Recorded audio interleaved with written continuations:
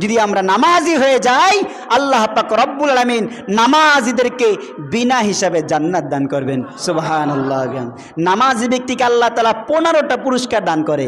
দুনিয়াতে থাকতেই আল্লাহ তাআলা 5টা পুরস্কার দিবেন, মৃত্যুর সময় দিবেন, কবরের ভিতরে দিবেন, আবার হাসরের মধ্যে দিবেন। এই সব মিলিয়ে আল্লাহ তাআলা 15টা পুরস্কার দান করবেন।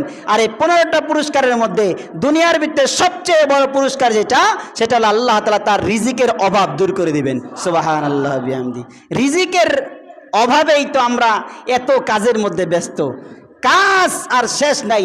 8 ঘন্টা ডিউটি করে, এরপরে আবার ওভারটাইম করে, এরপরে পারলে আরও কিছু করার চেষ্টা করে। কিসের জন্য?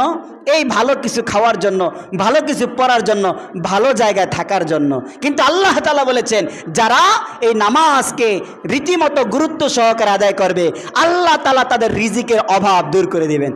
আর মৃত্যুর পরে অর্থাৎ কিয়ামতের দিন আল্লাহ তাআলা 5টা পুরস্কার দান করবেন। তার মধ্যে সবচাইতে শ্রেষ্ঠতম পুরস্কার হচ্ছে আল্লাহ তাআলা বিনা হিসাবে জান্নাত দান করবেন। সুবহানাল্লাহ বিহামদি। তাহলে নামাজ পড়ার দরকার আছে না নাই?